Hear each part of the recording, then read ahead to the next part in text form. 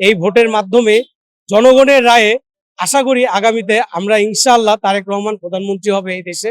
দর্শক, আমি এই মুহূর্তে রয়েছি ঢাকা 17 আসনে ত্রয়োদশ জাতীয় সংসদ নির্বাচন এবং গণভোট।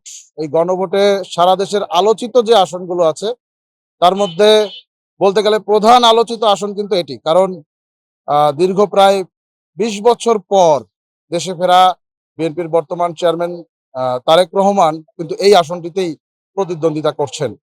তো আমরা এই মুহূর্তে কথা বলবো এখানকারই একটি বুথের ঢাকা 17 আসনে তারেক রহমানের একটি নির্বাচনী বুথের দায়িত্বে থাকা একজনের সাথে। তার সাথে একটু পরিচিত হয়ে নেব। আপনার নামটা কি? আমার নাম নাসিম পাপ্পু। আমি 17 আসনে তারেক রহমানের আসনে উপপ্রচার কমিটির সদস্য। আমি এখন এই বুথের দায়িত্বে আছি বেসরকারি বিশ্ববিদ্যালয়ে। আচ্ছা, ধন্যবাদ আপনাকে। যে বিষয়টা জানতে চাইবো যে সারাদিন কেমন দেখলেন আসলে, যেহেতু তারেক রহমান বিএনপির মূল আইডল এই মুহূর্তে বাংলাদেশের, বেগম খালেদা জিয়া তিনি পরলোক গমন করেছেন, এই মুহূর্তে দলের হাল কিন্তু তিনিই ধরেছেন। সেক্ষেত্রে আপনারা তাকে নিয়ে কেমন আশাবাদী? সারাদিন তো আপনি ছিলেন।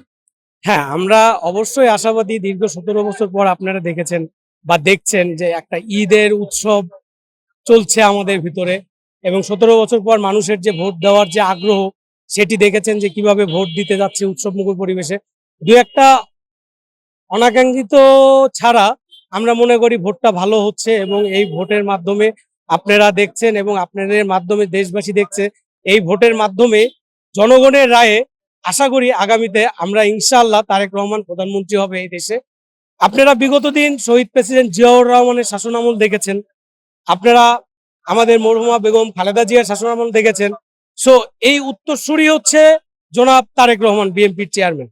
তো আশা করি তাদের থেকেও বিএনপির চেয়ারম্যান জনাব তারেক রহমান আরো ভালো রাষ্ট্র পরিচালনা করতে পারবে, এবং এই ভোটটা এই ঢাকা 17-র এমপি ক্যান্ডিডেট জনাব তারেক রহমান প্রতিনিধিত্ব করছেন বিএনপির।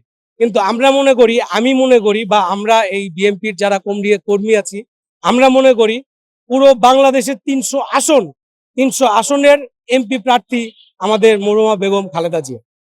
এটি দেশের জনগণের প্রতি তার একটা হক, দেশের জনগণের প্রতি তার একটা অধিকার। তিনি দেশের জনগণের সাথে ছিলেন এবং মৃত্যু পর্যন্ত দেশের মাটিতেই তিনি ছিলেন।